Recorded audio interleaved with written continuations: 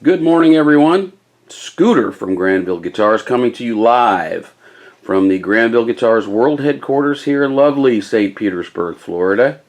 It is Friday, March the 9th of 2018. We have a very exciting piece on the bench this morning. This is a blackface Fender Tremolux amplifier. Sort of unique in the world of Fender amplifiers. There are similarities to other amps in their product line, but it's kind of unique unto itself. And as are all blackface Fenders, a real tone monster when set up properly. The owner is looking to move this amplifier, and it's been largely unmessed with throughout its life, but it does need a little bit of servicing, and we're going to go over some of that today. I wanted to document the amplifier because it is in such clean condition. Let's come off the tripod here, take a close look at it so we can see, other than the odd little bit of dust here and there, we've got the appropriate snowman knobs in place, so named because the 8 looks like a snowman, and the set screw is located at the 10. And those are appropriate for this amplifier and original. You got a little bit of a dinged up knob right there. The amp's been used. It's not been sitting doing nothing. He's a player, and it has been used. But it is in remarkable good shape for as old as it is. I believe it's a 64. We're going to investigate that when we get inside. But stay tuned, and we're going to have a peek inside of this bad boy. Alright, as we look inside the cabinet here, we can find most of the tube label is still intact. Looks like over the years a few attempts were made to rip it out, or it's just kind of worn away a bit to antiquity. We can see a production number of 3 something or other, which is appropriate for what we're looking at, and it's an AB763 according to the label. And also, as we pan back, you can see there's an appropriate level of dust for an amp this age in the bottom of the cabinet. Will be taking care of that as well. Now we can see that the Tremolux tube complement is a GZ34 rectification tube, or 5AR4, whichever you prefer. Subtle differences between the two in actuality, but today they're kind of interchangeable. 6L6 GCs for power, 2 of them, producing around 40 watts. By the time this amp came out, you'll notice we've got a 12AT for a driver tube. Earlier versions of this amp would have had a 12AX in that position. And I believe the tweed versions of this, where you see V1 all the way over to the right there, that's the 7025, you may have seen a 12AY. I'm not sure of that. A lot of tweed era amps came from the factory with 12AY7s. In their preamp sections.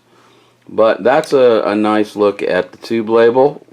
The majority of it's still there, and that's a happy thing, because we're trying to carbon date this guy and get a good feel for when it was made, and along with that, what the value of the amplifier is. Now, the owner is the original owner, and says that he ordered the thing custom with a 212 cabinet. Now, the Tremolux would have come stock with a 210 cabinet. I'm not sure if he's mistaken on his cabinet being a 210, or if it actually is a 212, which would have been a Bassman cabinet. Certain rare Tremolux amps were shipped with 112 cabinets. But all will be revealed as far as that's concerned, as to whether it's a 2-speaker arrangement or 1-speaker arrangement, when we look at the output transformer and decipher its coding to tell us what it wants to see. So that's the tube label. Let's move to the inside of the amplifier chassis. Okay, right now we are looking at the code on the power transformer for this amplifier. And what we'll see here is a couple of things. The first set of numbers, you'll see 125P26A. If we look up that number, that is the appropriate power transformer for both the Tremolux AA763 and AB763. So that is the correct power transformer. Is it original? I think it is. All of the date codes on these three transformers in this amplifier, the power transformer, the choke, and the output transformer are all around the same dates. 606 is your manufacturer's code. 4 is the second digit of the year. So we're talking 60s, that's a 64. That would be appropriate for this amplifier, and that's the correct transformer. So I'm going to say this is the original iron. And it's obviously original because the soldering joints inside, as we'll see in a minute, are also very clean and original. Now if we move over here, and I'm going to try and zoom in a little bit tighter, there is the choke right there, 125C3A. That also is the appropriate choke for the Tremolux of both the AA and AB 763. 606 again is your manufacturer's code, 4 being the second digit of the year. So we've got a 1964 choke. Then down here towards the output transformer, hopefully I can move this over here where you all can see it. There is its code. 125A6A is the upper code, and on the Tremolux, 125A6A is a 4 ohm output transformer that would be appropriate to either of the AA or AB model or version of the schematic for the Tremolux. So that is correct as well. 606, another 4. These are all 1964s. The power transformer was made early in the year, and the choke and output transformer were made towards the latter half of the year, right within each other, within a week or so, or a week or two, it looks like. So, as we move further down here, we are going to come up against, if I can pan this out, oh, sorry, I've got you looking at the floor. Now what we're looking at here is the doghouse, and the doghouse is where all the filter caps live. Now as you can see, these guys are original. That means they are 53 years old, same age as me. And they're quite old. They're the old Mallorys.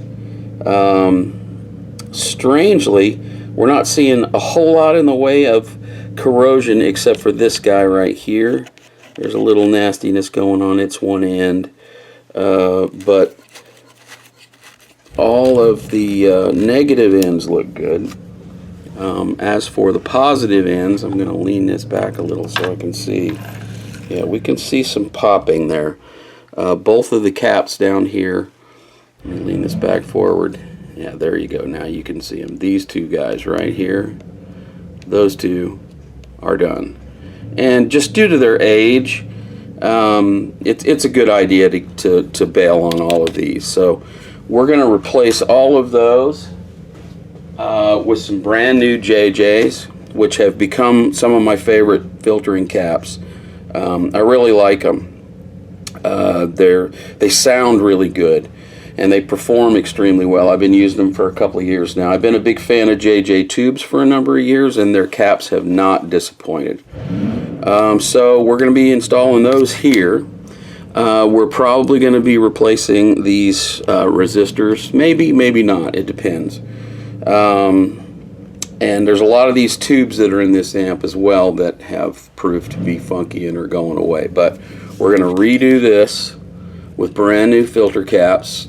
to help the amp work better and bring it back to its original glory. But I'm a big fan of not doing a whole bunch. On vintage pieces like this, we have a responsibility.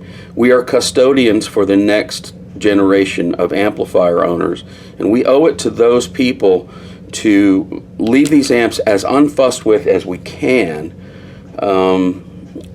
just to preserve these pieces of history.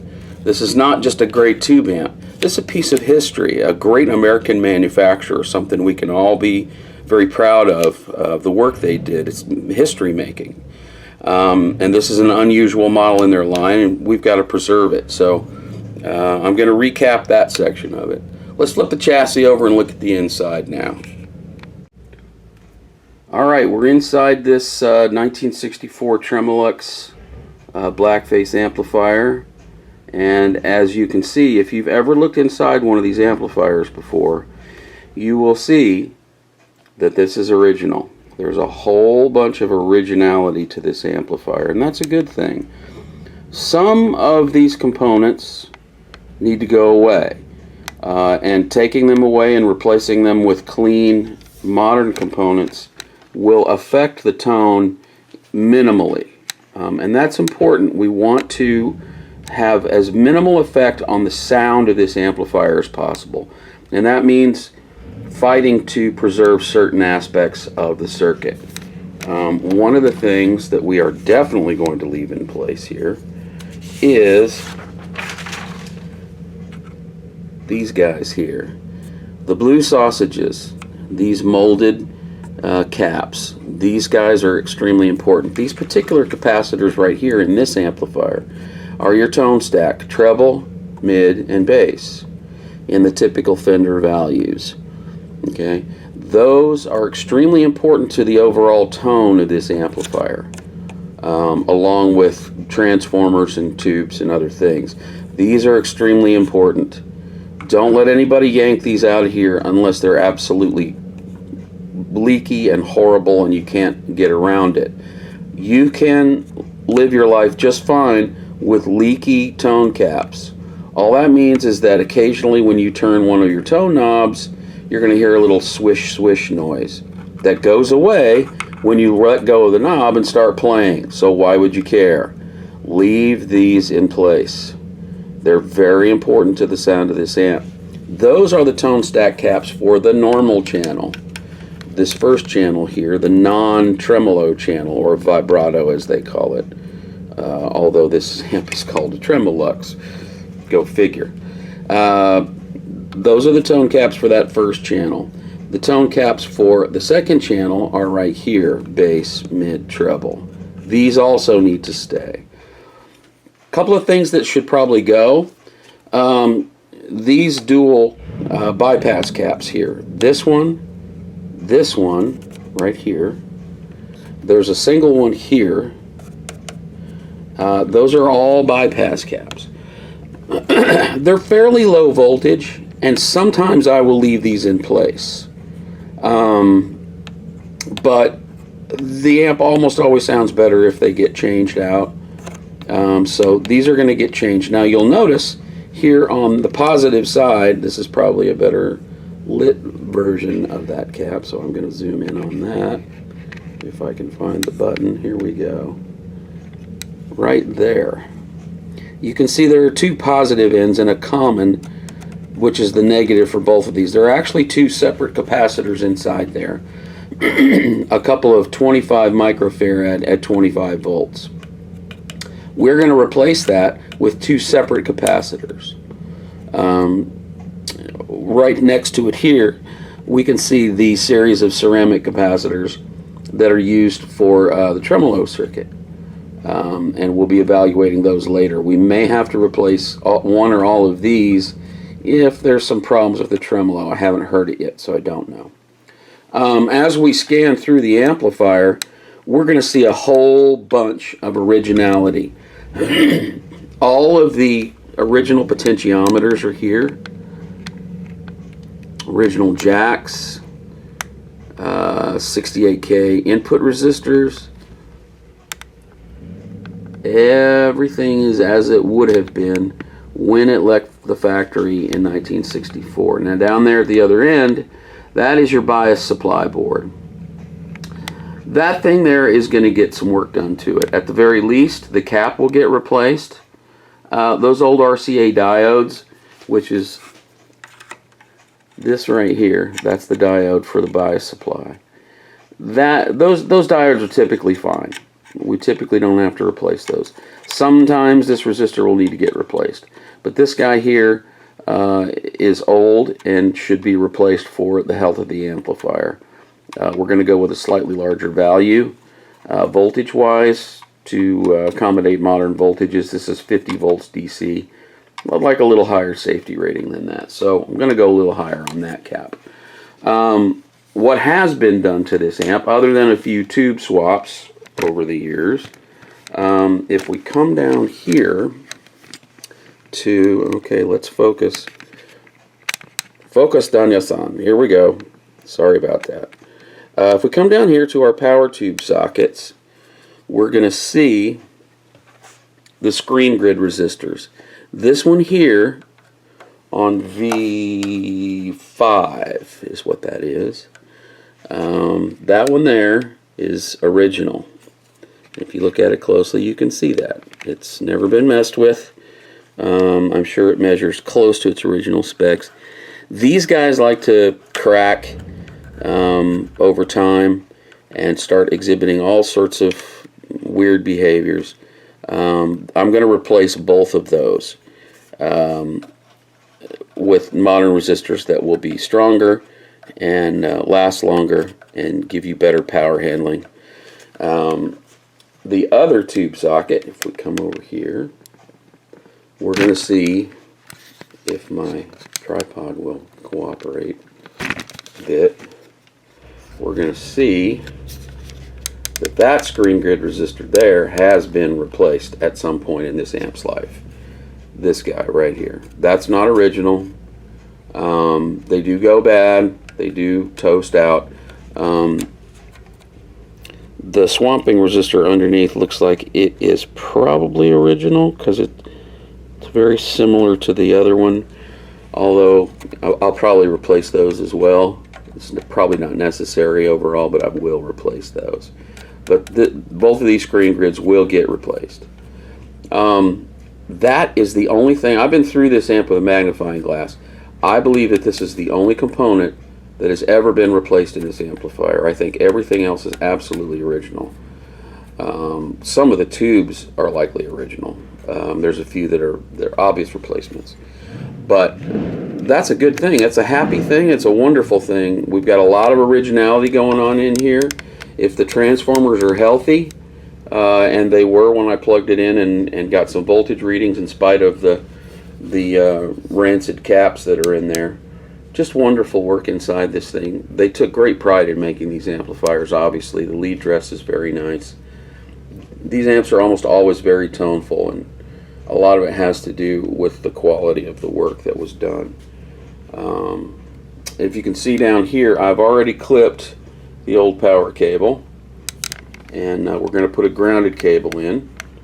And I usually bypass this accessory outlet. It's not a good idea to have it active anyway. I know it's for convenience sake, but I like to just wire it out of there. And the ground switch, of course, will come out of the circuit. It's going to remain in place, but it's not going to do anything after I've wired that all up. Sometimes on these old amps, these switches, particularly the standby switch, can get a little bit wanky and need replacing. We may have to replace those, but I'm not just sure yet. So that is the before picture of all of this wonderful original Fender stuff here on this board. All resistors are original. All solder joints are nice and clean. It's been very well maintained. It's been well kept. Let's just put it that way. So I'm going to cut this off here, and I'm going to heat up the iron and get to work. Alright, we're back on the inside of this 1964 Tremolux, and we can see what I've done here. I've replaced these two bypass caps here and here. This was formerly that one large cap, and I've replaced it with two separate 25 UF at 25 volts. I also did something up here. I used the lead from the old cap, the common, the negative lead. I made a little eyelet out of it so that I didn't have to disturb this solder joint, which goes off to the ground plate here, and heat these resistors up unnecessarily. That's a good trick to do for not just that reason, but also when it comes time to replace these again someday, it's going to be really easy for the next technician to just heat that up, remove the component, put the new ones in, off you go. Something I wanted to bring up on this is that when you're working on these old amps, you want to check every single lead in it. All the components, of course, after the voltage has been discharged. You want to check every lead on every component to make sure that it's solid. Examine each solder joint very carefully to make sure that it's actually soldered, that it actually got hot enough to weld the component to the solder joint. Sometimes if it didn't get hot enough, you're going to see a ton of solder, but that component, you'll look at the lead and there'll be a hole there because it didn't adhere properly. So you need to check all of that stuff. Here's the next set of bypass caps right down there. And you can see I did the same arrangement there. Now down here, with that bypass cap, that Sprague there, we went with a higher voltage, and I used a Sprague Black Beauty. It's a 25 at 50 volts. That position really needs a little higher voltage. And I had to replace this resistor because it was cracked, this 100K right here. Also down here at the other end, this soldering was questionable, very questionable. I redid this joint and also redid the joint at the brass grounding plate because it was the lead, which in this case, that lead that leads to it was the negative end lead from the old bypass cap that was here. It was just sitting on top of the solder joint, barely connected.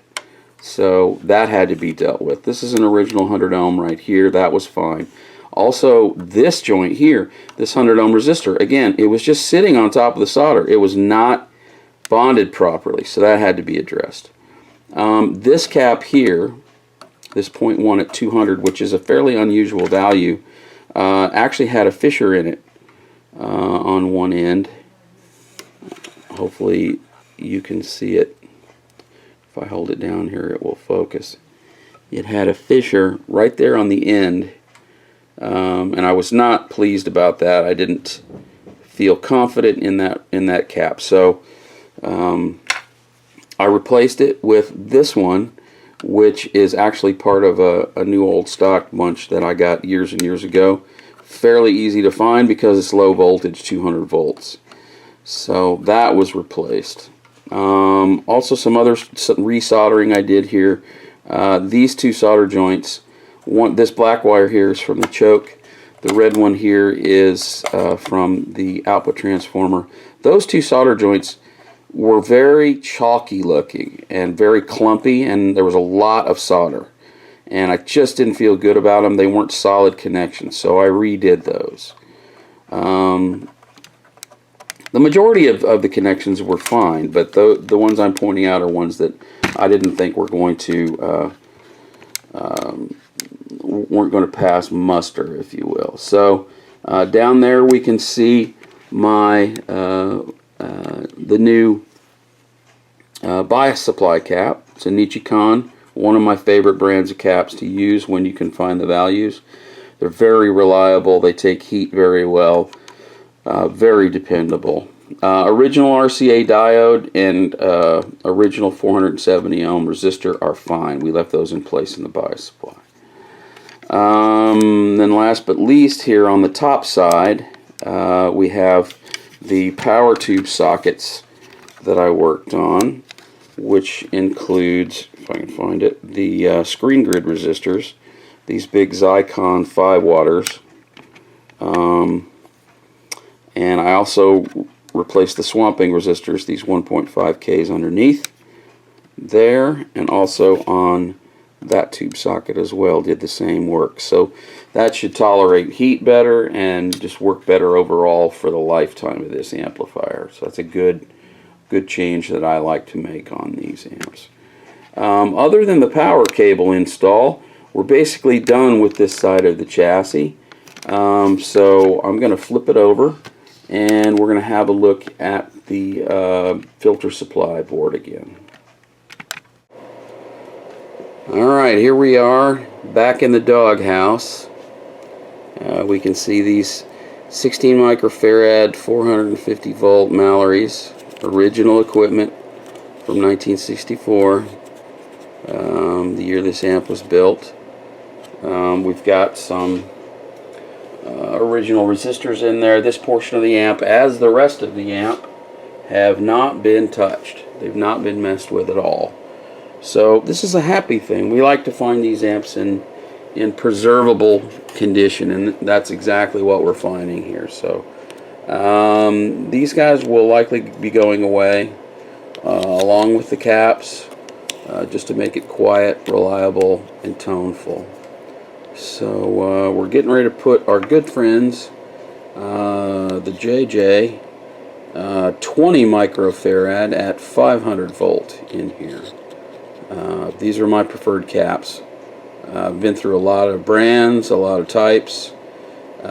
These guys have proven to be winners in most respects. They have really good tone to them. I like them a lot. They've just worked out extremely well in the 3-4 years now that I've been using them. So that's what's going in here, and I'm going to dig in and do this. Stay tuned. Alrighty, here we go. Filter supply is all brand new. Everybody is nicely installed, and we got some new 3-watt metal oxide resistors in that power supply as well, to better suit modern AC voltages, which can be, well, around here we can see 125 coming out of the wall on a regular basis. As I'm looking at my meter that's constantly hooked up to the wall, it's at 124. So it's good to beef up the power supply a little bit. I've increased the capacitance somewhat from 16 to 20. You can get 16s, and I've used them. I like having just a little bit extra in there. It's not a bad thing to have. As we look over the work down here, sometimes I will do what I did on the other side of the board and create an eyelet to be used out of the old lead from the old capacitors. In the case of this amplifier, the work was actually not that good.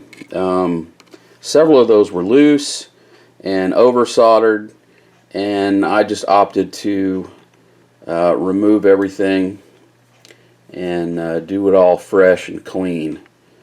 These caps should go 15 to 20 years minimum, if not longer, and so I feel confident that that was the right decision. Takes longer, it's more work. When I'm doing all these old amplifiers, something else I do that not everyone does, I feel like everyone should, on those little eyelets, I like to remove all the old solder. I will desolder every single drop that I can get out of each of those eyelets, and then clean each eyelet very well, and then put all new solder back in there.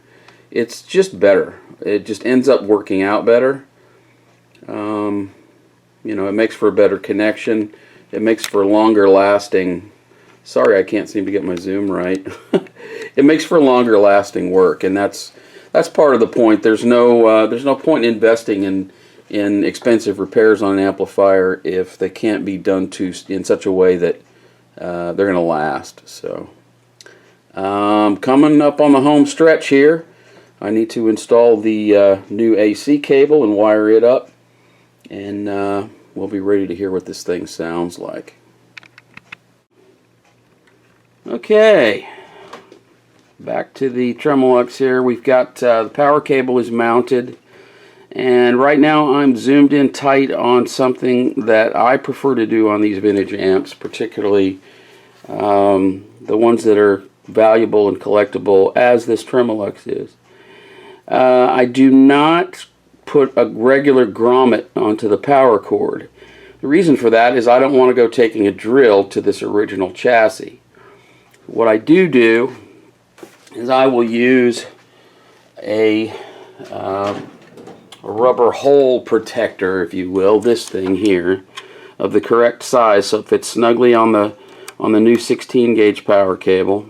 Okay, and then I'll put a wire tie here to prevent it going through there. It fits snug, it's not going anywhere. And then I'll come over here to the old courtesy outlet, and I will add a nut, and I think I had to add a different screw here actually too, and a cable holder.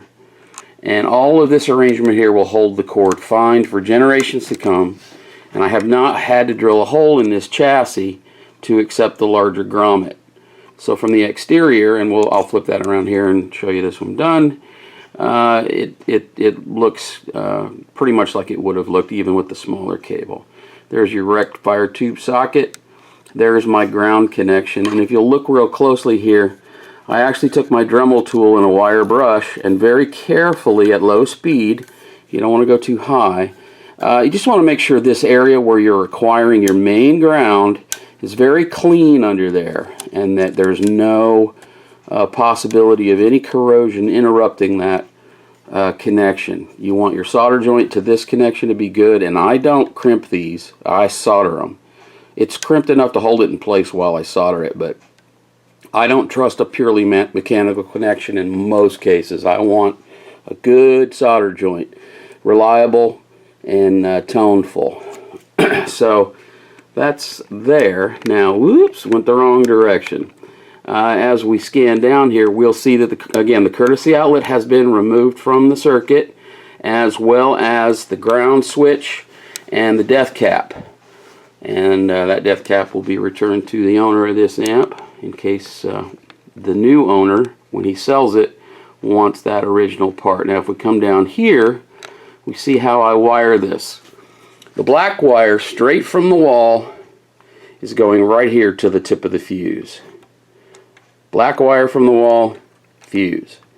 What that means, and my goodness, that's loose, isn't it? I'm going to have to tighten that thing up before we go. There's a variety of things that I've got to check on yet. I've got to get my special wrench in there and tighten that bad boy. But the black wire goes straight to the fuse. The reasons for this are myriad, but the big thing is that if anything shorts out anywhere in the amplifier, the fuse will blow. Period. It's the ultimate in safety. That black wire straight to the tip of the fuse. This black wire here at the under end of the fuse, and this black wire here that is going to the power switch, one side of the power switch. Those are the black twisted pair from the power transformer. Down here on the other side of the power switch, we have the white wire, the neutral, right there. Okay, so white wire here, black wire here, ground wire to the chassis right here. I like to use this nut because it's the one that's closest to the entrance hole right there, distance wise. You could use the other ones too, but those are typically getting used for other ground connections, and I just like that one to have its own private connection right there to the chassis, nicely cleaned off and everything. Let's flip this thing around. You can see the outside. Alright, here we go. You can see the outside. Looks perfectly normal, nothing weird about it. It doesn't look like it's a bigger grommet or anything. It you know, it should maintain that look. That's pretty much it, really. Power cord is installed. I'm about ready to check this bad boy for shorts and look at some voltages after I've reinstalled the fuse holder, by the way. Oh, also, I found, much to my horror, that this was the fuse that was in the amplifier. This is a 20 amp fuse. Friends, do not use a 20 amp fuse in a vintage tube amplifier unless it's like a, I don't know what would use one, to be honest. I don't think an SVT, actually I think an SVT might use, I think an SVT uses a 10 amp fuse, correct me if I'm wrong. This is too big. Will the amp work? Yeah, it'll work until it catches fire. It'll work. That's going the way of the dodo. That has no place in an amplifier. We'll be swapping that out for what it's supposed to have. If you look at the legend right there on the bottom, where the fuse holder is, fuse, 2 amp, slow blow, or slow acting. That's the fuse we're going to use. That's the mains fuse, the only fuse this amp has, and that's why I have it wired the way I do. It's the only fuse, so it's protecting everything. That's it. Do not use a 20 amp fuse in this amp. Use a 2. I'm going to plug this thing in, get some tubes thrown in it, and we're probably going to see what it sounds like next. Alright, we're in the home stretch on this 1964 Fender Tremolux amplifier. As sometimes happens with this stuff, we had some additional issues to work out once the filter caps were in place, and we really got a chance to power it up. The first thing you're going to see is I did quite a bit of work to the splitter section here, the bias splitting section and the power section here. There was quite a bit of extraneous noise, and a few of these components were questionable. The splitter resistors here, the 82K and the 100K, were questionable, and after I got them out, the 100K actually had a crack. So these guys, after a number of years, just need to go. These 220K splitters for the that come off the bias right there, and these large caps here, these all take a beating. I've been using these Zoso blue sausage copies now for a while. I'd say at least since they came out. I actually was in waiting line for them when they were first introduced, so I've been using them since they came out. Don't always use them because they're pretty expensive when compared with other caps, but in a vintage piece like this, where emulation of the old stuff is paramount, that's what we use. So a lot of these solder joints, I have to admit, you don't see the level of poor soldering in a vintage Fender that I found in this amplifier. The choke itself was actually buzzing, and it would stop buzzing when I touched it. And for a moment there, I thought I had to put a new choke in, but it turned out these two solder joints, here and here, which are the choke wires, were both very faulty. So I removed all the solder from each joint and cut the wires back just slightly. There was enough slack here to get fresh wire, fresh solder, fresh connections. I even redid this one and this one that they're connected to, and that solved a lot of those issues. The other thing that went on when I powered it up and played it for the first time after putting the new filter caps in, the tremolo wasn't working. Now, it was kind of an odd thing, because when I looked in here at the bug, which is where the tremolo is modulated here, this is actually a photo resistor and a neon bulb that are shrink wrapped together so as no other light source can get to them. And that controls the actual amplitude modulation of the whole thing. If we look up here up top, there's supposed to be, this is the photo resistor side here, and it's a fairly high resistance typically. This side here goes to the intensity pot. Is that correct? It goes to one of the potentiometers, It goes to, let's see here, I'm looking at the schematic. That side goes to the intensity potentiometer. I was right. So it goes from here, this point, it's part of this bundle, and it goes all the way back over here to the intensity pot. The other side is supposed to be connected to ground. I'm going to zoom in here a little bit. Ordinarily on these amps, there's a small jumper wire, and it's usually underneath the board from this point to this point. And then it gets grounded here. There was no connection right here. So it's my supposition, and I haven't talked to the owner about this, I don't think the tremolo has ever worked in this Tremolux from the day it left the factory. There is no way that that could have worked. Now the bug was flashing. If you looked in here in this end of it, when you turn it on and put a short plug into the vibrato pedal jack on the back, which I also replaced, that was one of the first places I went there. I put a brand new jack there. The old one was quite corroded and very intermittent in his actions. So he went away, and with further investigations, we discovered that there was no ground connection right here where it needed to be. So I installed that wire, bam, there it is. Now it works. So that just goes to show you how important it is. A lot of my customers like me to crank this stuff out in a hurry, and the shop is fairly busy on a regular basis. Right now I've got a dozen amplifiers in here in addition to all the guitar repairs I'm working on, so there's something close to 40 or 50 repairs in here right now. I don't like to rush through vintage amplifier repairs in particular because you never know what you might miss. You never know what you might do wrong by rushing through a job. You want to take it carefully and slowly and treat it like the entire world is going to see and hear your work.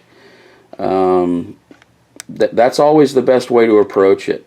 It's going to, you know, some people, some other technicians, for instance, what I was just talking about down here, some techs might cringe at that because I've replaced original components here.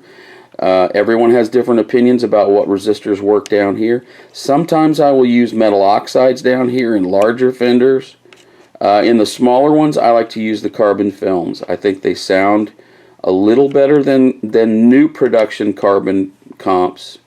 The problem with carbon comps is that the new production ones don't sound the same and don't behave the same or last as long in these positions. So I like to use carbon films down here. I think they give a lot of the same tonality, but give us a little better life to them. So anyways, that's about all for my commentary on this amp. Like I said, I had to go through and do a whole bunch of other little things. It was mostly touch-up stuff, redoing solder joints here and there that I wasn't happy with. There was a solder joint down here at the rectifier tube that I was not happy with. A good solder joint should look good, and it should be solid and no wires sticking out anywhere. If you look closely at that solder joint there, it's nice and shiny, and you know, there's a good solid connection. There were wires sticking out everywhere where it looked to me like the wire from the power transformer, that yellow wire there, had not been properly stripped and tinned, and there were little wires from it sticking out everywhere, and I wasn't happy with that. And that wire that leads back to the board is actually in a problem section of the circuit for noise and reliability. So redid that solder joint. The wire tested good under high voltage. I was happy with it, so we left the wire alone and redid that. A lot of the original stuff is still in this amplifier, as I talked about before. Our tone caps, those all important tone caps in these amplifiers, again, here, here, and here, treble, mid, bass, those are still in place. Those are very, very important to the sound of this amp. That's basically the long and the short of it right now.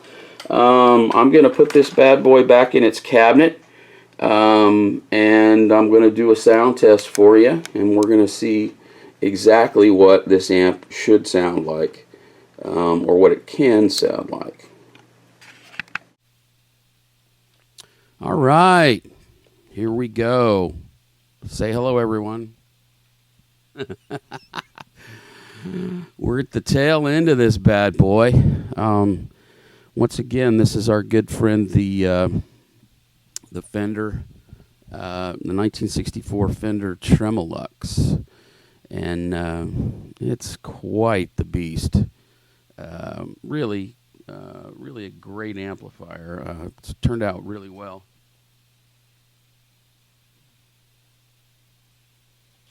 Trying to get my camera angle squared away. It's really difficult to decide on a wide camera angle for one of these things, but anyway, I have my Granville Dallas guitar here, as you can see. This is an all mahogany Strat style guitar, Wilkinson tremolo, Marzio pickups. We've got volume, tone. There's an EMG afterburner booster on board, which I may or may not play with. I don't know. It doesn't really need it. It sounds fantastic. So again, mahogany neck, rosewood board, Clouson tuners, and I can take and put that thing to the side now. So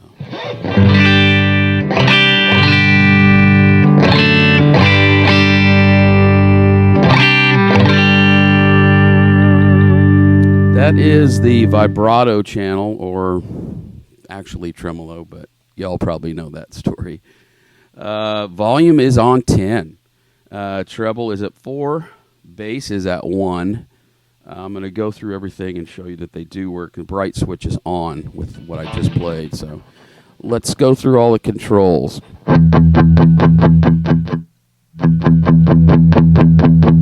It's volume.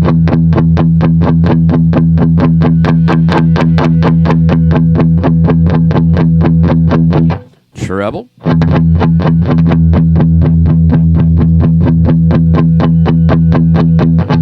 Bass, and as you can tell, the thing has just got bass on tap. Since we're in the vibrato channel, I'm going to put a short plug back there in the vibrato foot switch.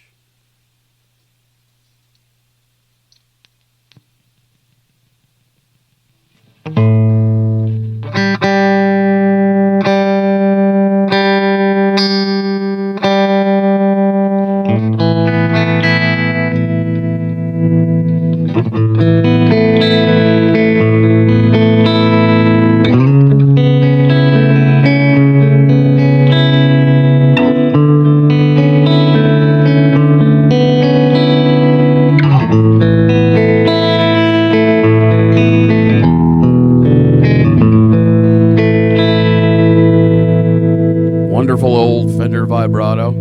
And if you watched the rest of this video, the earlier portions, you'll see that that was a hard-fought vibrato, or tremolo, rather.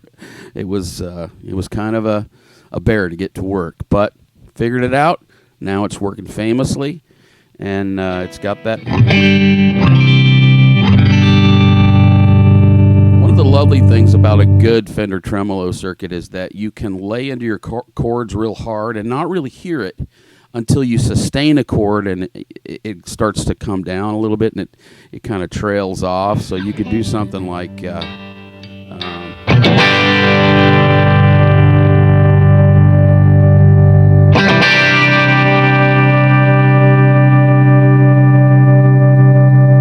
can hear it trail off.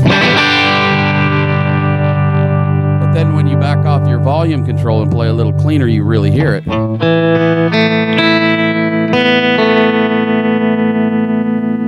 So it's fun to play with. All right, we're just going to unplug that. Once again, we can see all those controls work. Now we're going to move over to the normal channel.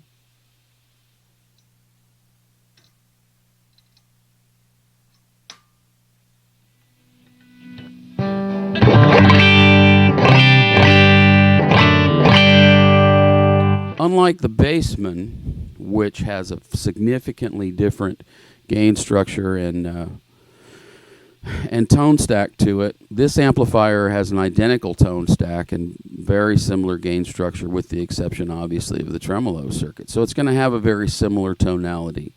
It's been left stock. There have been no changes from the way it came from the factory. Still sounds just a little bit different to the other one. I got a little more bass. Seems like the channel overall has a bit more bass to it. Let's check out the controls. I do have the bright switch off in this channel.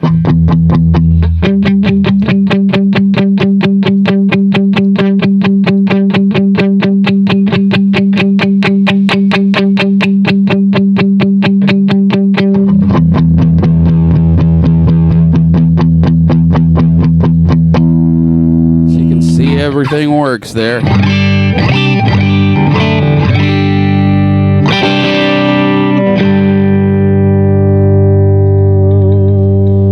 Things about the Tremolux as opposed to some other Fender amps is it's not as physically brutally loud.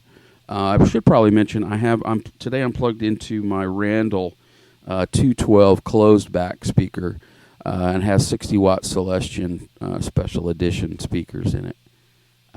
This particular amp would have come from the factory with a closed back 210. The owner thinks his cabinet that he has the original cabinet for it that he purchased with it. And he thinks that is a 212. And if it is a 212, it's probably a Bassman cabinet. But the Tremolux would have come from the factory with a 210 cabinet, a 4-ohm 210 cabinet. In certain rare Tremoluxes you can find with 112 cabinets, but it should have come with 210s. But it has a bit smaller output transformer, and with the tube rectifier, it won't get as loud as, say, a Super or a Pro, which makes it, kind of a more suitable amp for today's usage when you've got better PAs and not as powerful stage amplification. So it would be a great piece for somebody doing studio work or just playing clubs, or even big shows, as long as you're mic'd up through the PA. It will definitely play small to large clubs, along with the drummer. It's got more enough volume for those situations, but it's going to compress nicely. I've got it up to 10, and it's really still big and clean. Oops, sorry.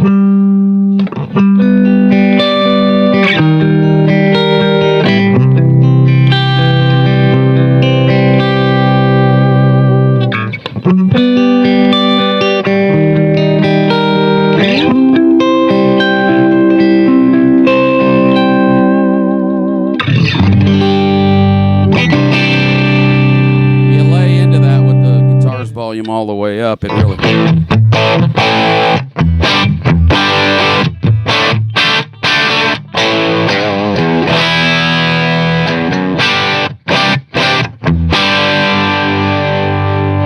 you can back down your volume control.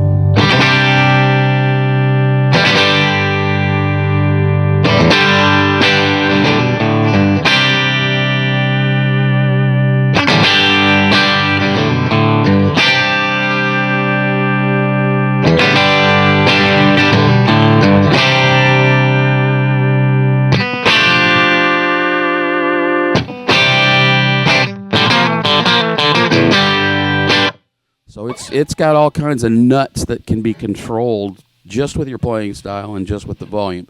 Really dynamic amplifier, but it's going to compress quite a bit.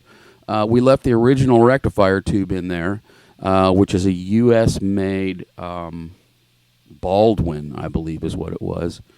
And it tested just fine, and it sounds fine, and it's holding voltages, and the amp is dead whisper quiet, Disney quiet, as one of my customers who works at Disney says when an amp is very quiet. This one is Disney quiet.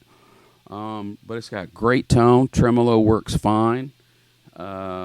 Wonderful vintage look to it. It's been a lot of fun. I always love digging into these amps and finding, that they've been untouched and unmessed with. You just get them up and running with a few component choices and, try and retain as much of the original stuff as possible and have all kinds of fun. Let's just play it a little bit here. I'm going to go to the neck pickup.